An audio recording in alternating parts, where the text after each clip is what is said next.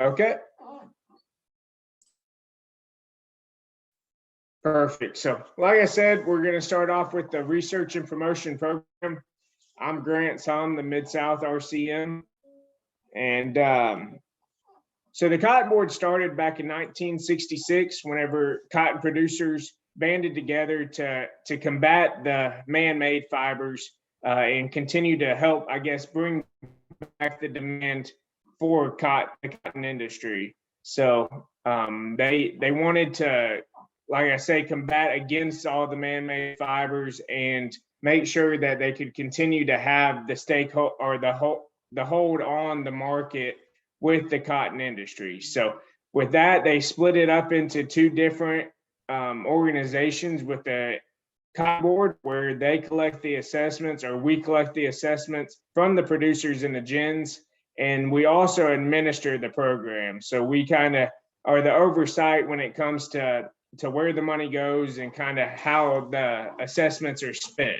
We also, I guess the favorite part of the job would be communicating with the stakeholders, which are the growers and the gin managers and people that are right there on the forefront of the cotton industry. So that's kind of what the Cotton Board does. We collect the assessments and then we contract out with Cotton Incorporated, which then conducts the research. So they're the ones that are actually talking with the research and the scientists on the university levels. And they're the ones that kind of head up this state support program and make sure that we take those monies and put them into the right research that helps promote the cotton to the consumer. So they also create the demand and profitability, which is in their motto, I guess you would say. So overall, they take all the money and then they end up putting it into the research and I guess the marketing that it takes to continue to create demand for cotton. We're both governed by the USDA, so everything that we do, we kind of pass by them to make sure that we're in compliance when it comes to what we're promoting for the cotton industry. So the Cotton Board assessment is made up of two different parts: the producer assessment, which is collected at the gin level. So that makes up 54% of the overall assessments collected. And then the other 46% is from importer relations. So that started back in the 90s whenever we brought in the importers to kind of bring in a different point of view, as well as making sure that we get the assessments on the cotton content that's brought into the United States. So that's a pretty interesting scenario, or part of the assessment collection is making sure that we get it out of the cotton products that are brought in. So we do pride ourselves in a 99% compliance rate overall for the assessment. So we continue to try to make sure everybody is staying compliant when it comes to that. The 2022 budget is up $2 million from 2021 for an $82 million total budget. And like I said, we contract that out with Cotton Incorporated. The Cotton Incorporated State Research, the state support program is made up, or is 7.5% of the assessments collected. So the state brings in those assessment dollars and then it goes to localized research, like we're about to see from Ryan here coming up here in just a little bit. So the assessment dollars are allocated to each state based on the production. So the more cotton that's in that state, the more dollars they get to go towards research and into the state support program.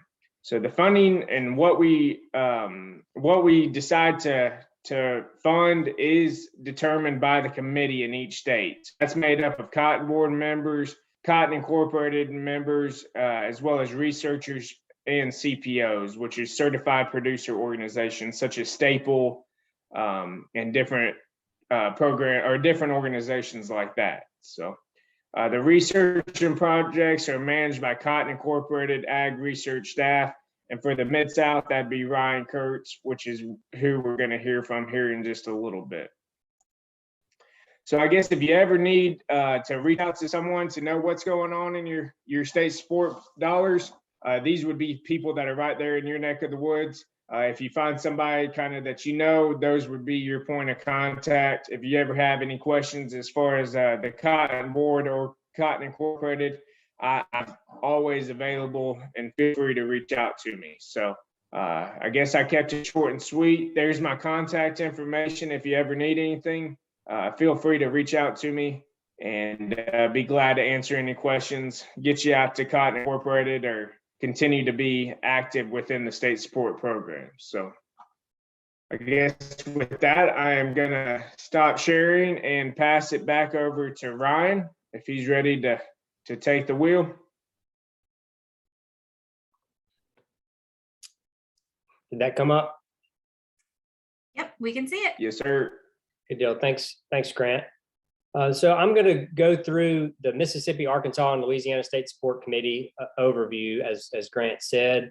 I've got to cover 3 states, so I'm not going to be able to get super detailed into the results from very many of the projects, but I just want to make it clear the types of research and the projects that are getting funded in your particular state and then the surrounding states. And if you ever have any questions about any of this, you can always email me or Grant or anyone at Cotton Incorporated or Cotton Board, and we'll get you in touch with the right information. And before I get started, I also want to mention we've got the cotton specialists for each state. Brian Paralisi, Matt Foster, and Bill Robertson are also on the call. And when I get to the end of each state's overview, I'm going to give them an opportunity just to say a few words about their program and cotton production in each state in general.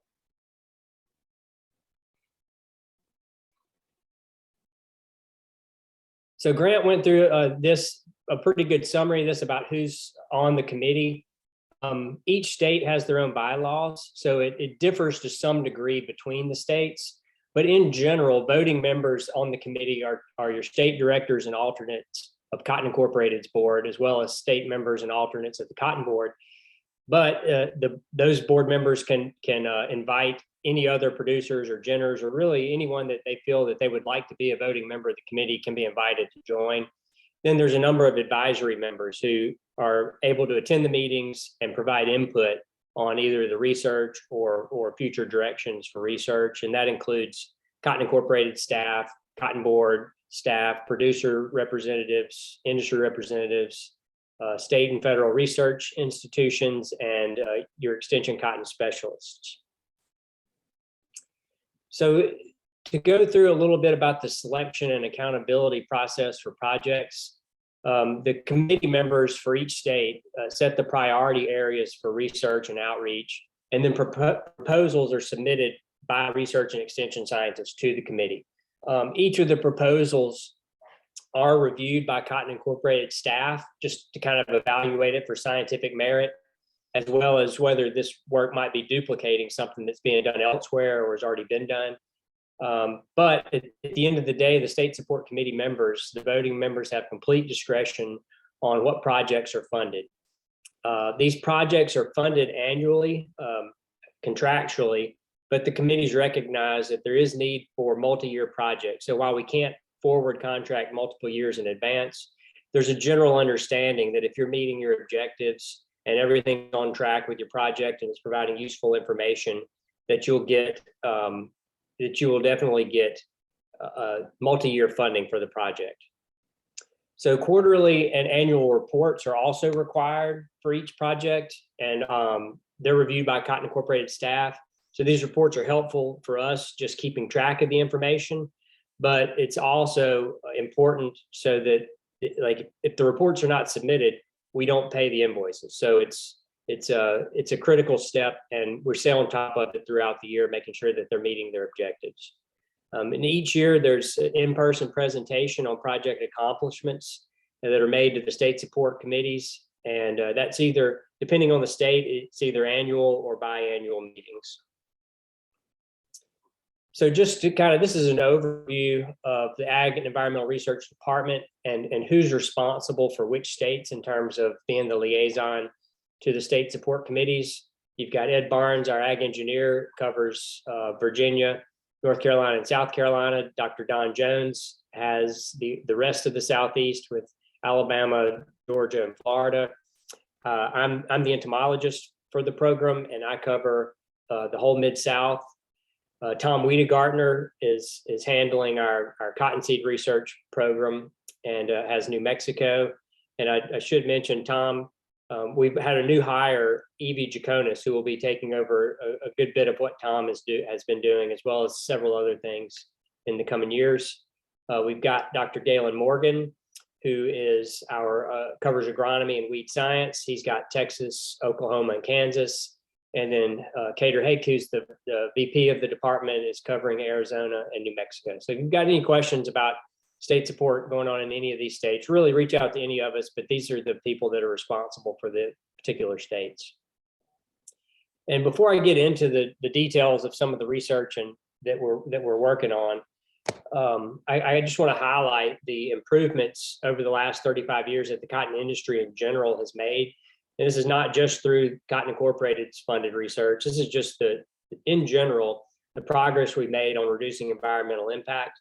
And I want to bring to attention as well that the goal is not just reducing the environmental impact. It's every one of these. By reducing these impacts, you're also reducing input costs. So you're being able to produce more with less. And so that's our goal. We're continuing to work on this. And the cotton industry has set a series of national goals to be met over over a 10-year period that we're coming up on here in not too distant future, looking at maintaining and keeping on this track of improving environmental impact and improving grower profitability. A couple of resources, if you want to go online and find out more about the state support program in your state or other states, you can just Google Cotton Inc. state support. It'll come right up. If you're more comfortable with QR codes, you can just take a shot of that now. And I also want to mention we have a website, Cotton Cultivated, that's got a lot of grower-focused information that is cultivated from around the web. And we've tried to put it all in one spot. We've just recently updated the website. So if you haven't been in a while, definitely go check it out. And that's where we house the weekly weather video. So it comes out every Thursday. So it should be out, the newest one should be out this morning. And it looks forward for the week on the weather outlook. You can watch the video right on the site, and we've now included a subscribe button right beside it. So you can get an email reminder every time there's a new video. So jumping into the actual research that's being funded, I'll start with Mississippi. Grant mentioned a little bit about the funding process. It's a 5-year Olympic average. It's basically a combination of the yield and the acres for that state. And 7.5% goes back to the committee. For Mississippi in 2021, that was $220,000. What this doesn't include is additional support from core research projects. So the state support program in general is set up to address local needs of a particular state, or possibly even a particular need in a region of a state. The core program is more aimed at addressing regional or national problems. So the core program can provide great value to your state, but it's more likely to be a more regional issue that's being addressed with your state being part of it. And there's a larger amount of money that goes into the core budget than the state support. So it all works together in tandem. So for 2021, these are the funded projects in Mississippi. Everything from funding Delta Council to farm families, projects on insects, weeds, and diseases, as well as irrigation. So I'm going to go through in brief detail just kind of the highlights of some of what these projects are set to accomplish. So the two long-term projects that have been very important to the committee to fund are a project with the Delta Council and the Farm Families of Mississippi. The Delta Council provides support of their annual meeting, and the meeting and Delta Council's objectives are really to provide Mississippi growers with current and objective information about issues that are affecting the cotton industry. If you've been riding around Mississippi, you've probably seen some of the output from Farm Families in Mississippi. Historically, they did a lot of billboards and they were hanging signs on old cotton trailers, but they're doing a lot more with digital and TV markets and trying to reach people that way. They've been able to get a broader reach and a more efficient use of the funds for that.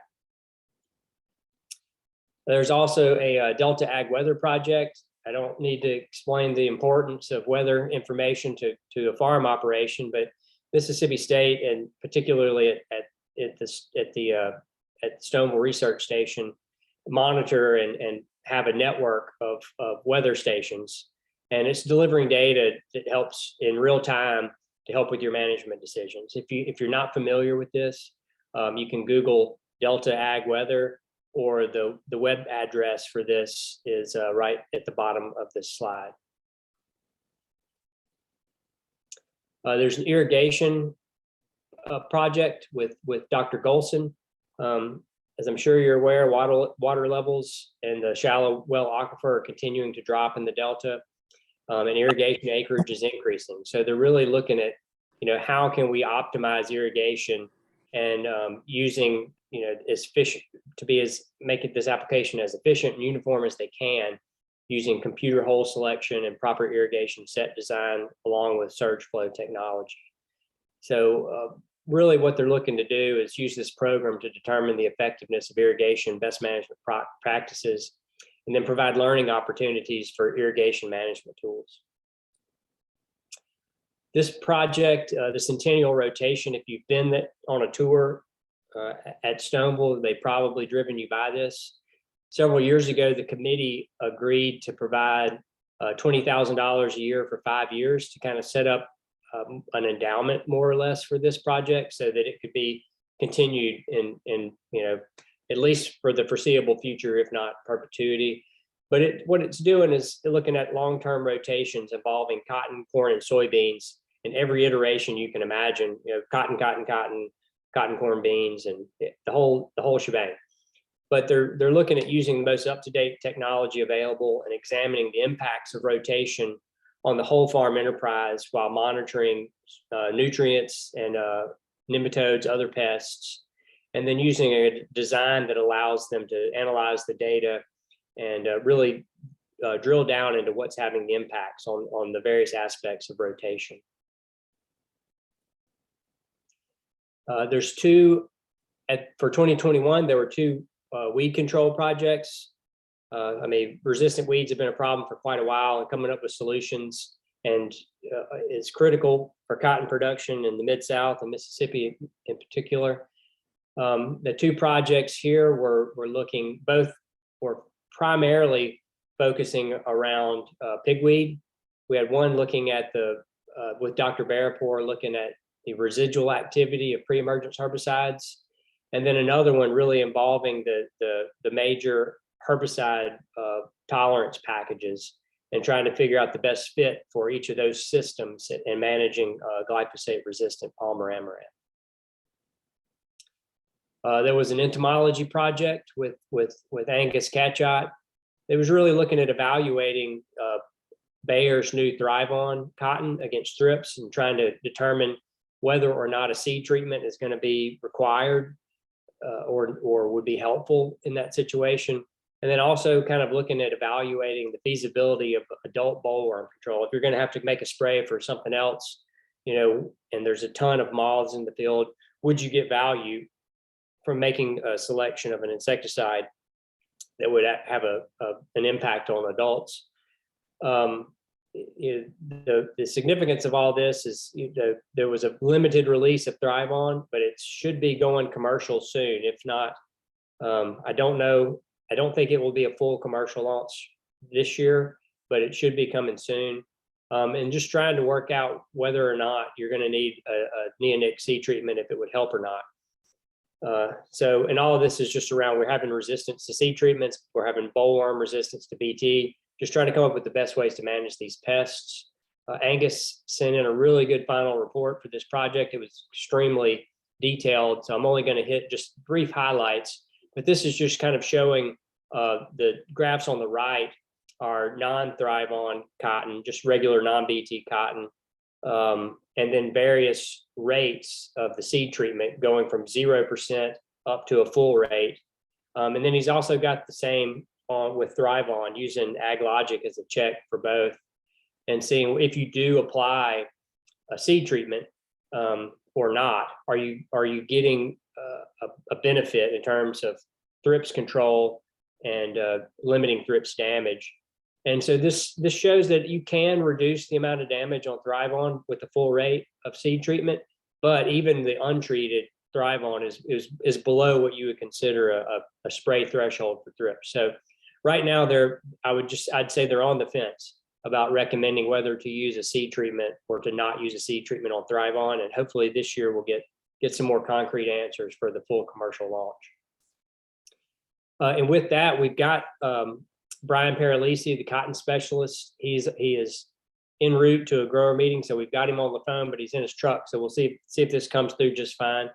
But I just want to give him an opportunity to say a little bit about his program and just Mississippi cotton production in general. Okay. Hey, Ryan, can you hear me? You're a little faint, but we can hear you. Okay, I'll try to speak up. Our cotton demo program mainly focuses on variety testing and educating the future generation of grad students. So we have, on-farm and OBT variety testing that we do every year in multiple locations. And I have 3 graduate students, 2 master's students, Eli Hobbs and Will Rutland, and 1 PhD, Tyler Sonier. Some of the projects that we're working on are looking at wide row configurations versus solid in 4 different planting populations, just to look at the yield, fiber quality influences by population, as well as fiber quality in the respective zones and fruiting positions as you go up vertically and out horizontally. We have a DD60 insecticide termination project, looking at trying to determine, instead of DD60s, a node variety to determine when to stop spraying for insects. We also have a cover crop by potash timing study that is providing some pretty interesting data. And our PhD project is evaluation of drain tile on some newly installed drain tile at the North Farm, and comparing it to real world scenarios, trying to determine the optimal spacing between the tile. And all of these studies have had 1 year of research complete, and we're moving forward in 22. And in terms of production, I think we're going to be around 550,000 acres. So that's about what I got.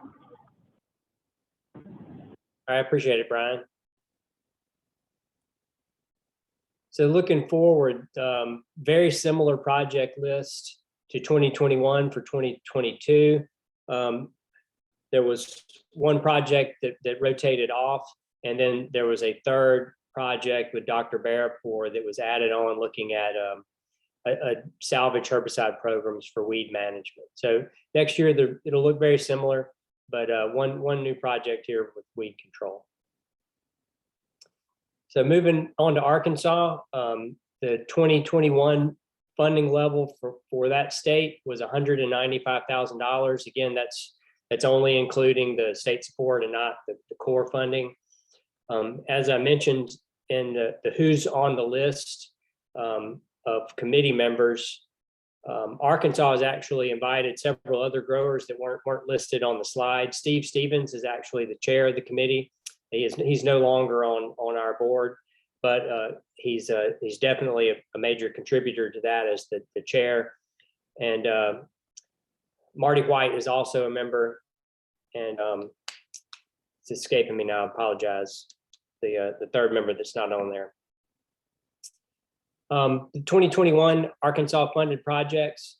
You've got Fred Borland with his breeding program is funded. We've got Bill Robertson being funded with a couple of verification projects and other things looking at soil health.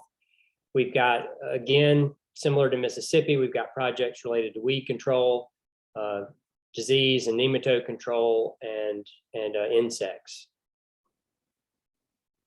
So jumping right into it, again, everyone's aware that there's herbicide resistant weed problems, And Tom Barber's doing a great job working on that for growers in Arkansas. The project that he's been working on is just given the amount of resistance to the different herbicide modes of action. He's really looking at how to diversify the weed management practices and bring in non-chemical control methodology just to see what's the most cost-effective way to manage these resistant weeds, and trying to reduce the amount of seeds in the soil bank and the soil seed bank. And what he's doing is looking at combining cereal rye cover, deep tillage, and then different herbicide programs, including residuals, and trying to keep this in a zero tolerance weed control program while keeping in mind the economics of all the different management practices. And he's also not just looking at that, but it's in terms of in a single year, how is this impacting weed management? He's looking at it over time and how often each of these practices should be conducted to manage resistant weeds as best as possible. We've got a project that's jointly being conducted by Doctors Faskey and Spurlock, looking at root knot nematode control as well as target spot. These are both common pests of cotton and soybeans, so kind of looking at this as a system, and just trying to figure out and give growers the best information about whether to treat and when to treat to avoid losses. And they're doing this working directly on farms, evaluating various nematicides and fungicides for the management of these two pests. We have a new project that was started in 2021 with Dr. Rojas, looking at seed treatment efficacy and cotton seedling disease.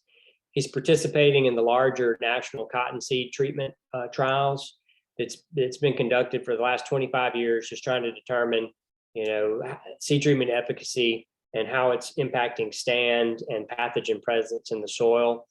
And this project just got started, but he's really looking at taking this as an opportunity to develop in-depth data characterizing soil-borne pathogens and the efficacy of seed treatments in Arkansas. Got two entomology projects. The first was being led by Gus Lorenz, and the second, Ben Thrash. And I will just mention that after, I don't know how many years of service, but as long as I can remember, Gus Lorenz retired at the end of last year, and Ben will be taking over a lot of the project work from Gus.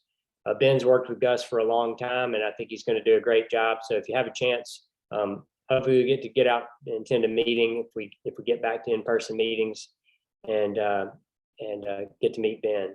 But the first project is really just looking at the impacts of 2 versus 3 gene BTs compared to non-transgenics. We've got resistance out there to BT and bollworm population. So really just trying to come up with the most economical way to manage bollworms in each of those different trait packages. And then Ben and Gus had been noticing and responding to claims where insecticides weren't performing as well as they had thought they should.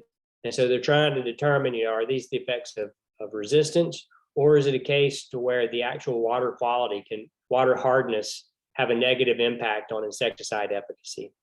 So last year was the first year of that project, but they're just really looking at trying to determine, is water quality having an impact on insecticides? And if it is, are there conditioning agents that you can use that will improve the efficacy of the different insecticides being evaluated? Fred Borland has been conducting a breeding program for many years at University of Arkansas, and he's really what he's trying to do mainly is making sure that cotton varieties and cotton breeding lines that are meeting the needs of cotton producers in Arkansas are out there and available for commercial breeding operations. And he's really looking at just making sure that he's got the proper techniques employed to enhance the development of better cotton lines, and then evaluating the different genotypes for resistance to multiple pests, as well as improving fiber quality and enhanced agronomic traits. I have just briefly a slide on some of his accomplishments. There's no way that you can sum up the work that he's done, but over his career, he's released a total of 101 germplasm lines and eight cultivars, including UA222 and UA48.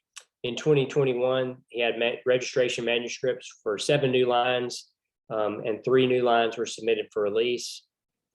Primarily, these lines are used in breeding lines in various commercial breeding programs, as well as other university breeding programs. And they have varying expressions of host plant resistance and fiber quality and agronomic characteristics that are beneficial for Arkansas growers. And both the material that he's been developing has been widely distributed to both public and private breeding programs across the country. And we also have Bill Robertson on the line, and he'll do a much better job going through some of the highlights of his program and just other bits of information that might be of interest to Arkansas cotton growers. So I'll give Bill a moment to say a few words. All right, thanks, Ryan. I want to start off saying, Arkansas last year had a really good year. In fact, we set our all-time yield record as far as pounds per acre. I think growing conditions got better as you went north in the Mid-South. The Boot Hill, Missouri had a higher yield average than we did. But I really think our, like Brian talked about in Mississippi, acres are going to be up. I think acres are going to be up in Arkansas too, probably somewhere around 525,000 planted acres. But Ryan, you put up the slide a while ago. We're looking at reducing producers' environmental footprint. I try to look at that and align those things, because there's some things we can do to reduce environmental footprint that really don't contribute to profitability. And I try to line those things up, the things that the supply chain wants to have a sustainable fiber that they can source, but also line those things up with increasing producer profitability. And so we do, like Brian talked about, we do variety testing in our program. We do soil health work, and our verification program, I think, goes a long ways with that. I have the luxury of getting both core and state support money, and to help expand or get the biggest bang for a buck, we try to partner with other groups so that we can really get a bigger bang for a buck. And I think that's really helped get other people involved and spread that money out. So again, I want to thank Cotton Incorporated for the support of my program, and also for the support that a lot of the other programs in Arkansas get from having that funding available. So Ryan, I tried to make it short and sweet. That was perfect, Bill. Appreciate your help. So looking forward for 2022, very similar list. As I mentioned, these projects are generally, if they're meeting their objectives and they're providing value, they're generally funded for anywhere from 2 to 3 years. So there's not a ton of turnover in any single year. But going forward, we did pick up one extra project for sure with Bill Robertson. But as I mentioned, for the most part, it's pretty uniform between years with very little turnover. So moving to Louisiana, total funding for Louisiana was $69,000 in 2021. And I will say that though Louisiana doesn't have as much money as some of the other states, the research and extension scientists at LSU do a great job supporting cotton growers in Louisiana. There's more projects funded in Louisiana than many of the other states. And so they're doing a lot with a little bit. So I just wanted to make sure that we make it clear how much we appreciate the effort that research and extension scientists at LSU and all the universities are putting in to supporting cotton growers in the Mid-South. But with this, we've got a couple things that are a little bit different that stand out. They've got more of a focus on production economics. They've got 2 projects there with Michael Deliberto, and there's also a couple of more engineering type projects, one with drone sensors. But in general, it's covering the same types of things, insect management, weed management, disease management, and then just a better understanding of how varieties are performing in Louisiana. So one of the first project I'll cover is a weed management project with Donnie Miller. Basically, we know what happens when you rely heavily on a single mode of action for weed control. And so they're really just trying to look at how can they diversify weed management, but without going overboard, and just trying to keep it to where you are utilizing multiple mechanisms of action, and but while keeping in mind the economics and efficacy and your return on investment for the weed management program, so that we can keep these new traits as viable for as long as possible. We've got a project with Dr. Dodla looking at improving water use efficiency in terms of irrigation. I mean, obviously, you can have too much water, can have a negative impact on yield, and it costs a lot of money. So trying to really hit the sweet spot. And so what he's looking at is can skip row furrow irrigation do as well as complete furrow or for your water management program in Louisiana Cotton. We've got a project with Dr. Parvej looking at cotton's response to soil applied liquid fertilizers. This is basically kind of looking at, how does fall applications of dry or granular fertilizers are paired to a more spring or in-season application of various liquid fertilizers, and really evaluating that in terms of yield and profitability, and whether, if when you're applying it closer to when the plant's needing it, how is that being affected in uptake and runoff as well. There were two insect projects. The first was with Seed Brown, and the other with Tyler Tolles. Similar objectives, but Tyler was focusing more on Northeast Louisiana, and Seed was focusing more in the other parts.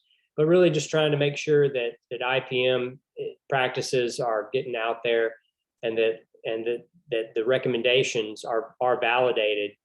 The research recommendations are validated in commercial fields, and making sure that information gets out to growers with the amount of resistance to BT. We really need to make sure that we're staying on top of bollworm control, and Tyler and Seed are doing a great job of that. I will mention that Seed Brown has now accepted a position and is in that role at the University of Tennessee near Jackson. So at the moment, LSU is looking for a replacement for Seed Brown, but Tyler's new on the job at the last year or two, and has been doing a great job for y'all.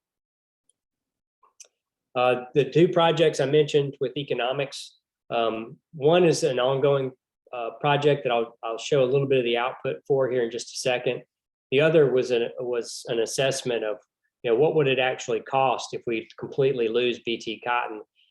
And this was really kind of looking at this in terms of how do you manage your whole farm system if you're cotton and a corn grower, making sure, what are the economics of the corn refuge versus the traded corn, and then what is that, what is the impact if we lose BT cotton. So it was a very detailed report that I'm sure Dr. Delberto is going to be getting out in various grower meetings this winter.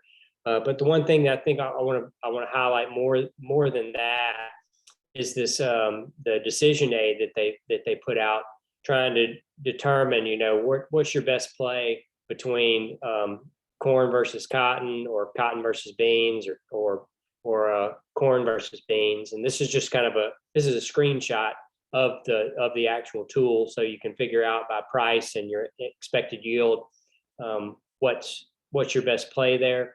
If you're not familiar with this, you can Google LSU Cotton Decision Aid. It'll be the top link, if not one of them, or I have the web address for that resource right at the bottom of this slide as well. We also have Matt Foster on the line, the cotton specialist with LSU. And again, he'll do a much better job explaining to y'all the various facets of his program. And so I just want to give him a moment to say a few words about his program and cotton production in Louisiana. Thanks, Ryan. Can you hear me? Yes, we hear you. Well, good morning, everybody. I'm glad to be here. Thanks for having me. First, I want to touch on Louisiana Cotton. Acreage in 2021 was a record low, 110,000 planted acres, which was down 35% from 2020. 2022, we're anticipating our acres to jump around that 200,000 mark, which would be a good, healthy increase. Average yield for 21 was 960 pounds per acre, down around 3% from 2020. Just recapping the 2021 growing season, started off with poor planting conditions. You know, several fields had to be replanted. Some later planting did occur. Some acres did shift to soybeans. During the growing season, wet, cloudy weather made pest management, growth management very difficult. High plant bug pressure this year. At harvest, we had great weather conditions.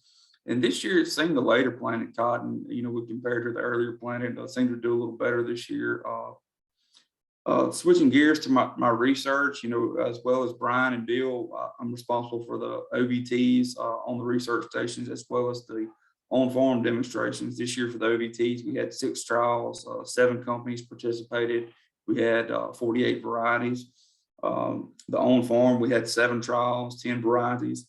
And the lint yield for all those trials, for each trial was slightly above the state average.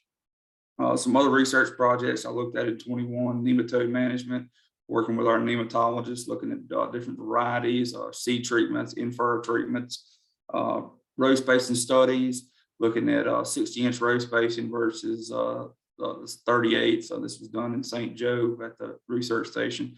Looking forward, I wanted to look at different varieties, varietal response to row spacing, and kind of fine-tuning nitrogen and PGR rates.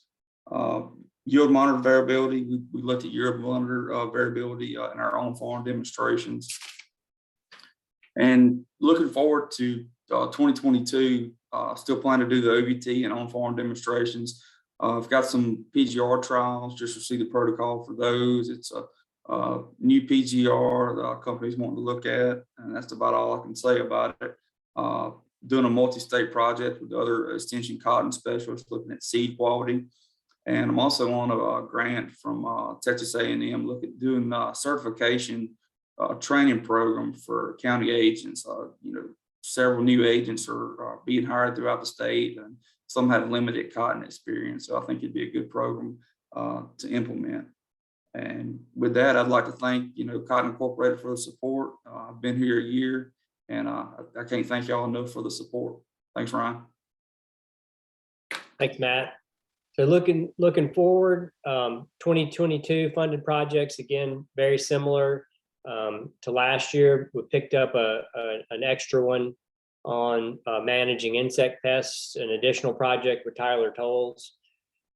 Just really trying to, there's legitimate concern that we could be losing some insecticides due to EPA regulations, and then just trying to make sure that we have the best toolbox available to manage insect pests. So as I'm closing out, just a reminder, if you want to find more information about the state support program, just Google Cotton Inc. State Support. Also encourage you to visit Cotton Cultivated and watch the most recent weather video and sign up for the email reminder if you haven't done that already. And last thing, I just want to close with a bit about, say something about the U.S. Cotton Trust Protocol. If you're not familiar with it, with the environmental goals and the reduction in the environmental impact that we've had over time. We've done a great job of telling that story, but it's now getting to the level that some brands and retailers are wanting this to be more quantifiable and actually verifiable. And so there's a number of international programs set up for this, but they're not really tailored that well for U.S. cotton growers. So the U.S. Cotton Trust Protocol is aiming to address that need, but it's set up solely with the focus of U.S. cotton growers in mind. So I'd encourage you to go to, you can Google Cotton Trust Protocol or go to trustuscotton.org.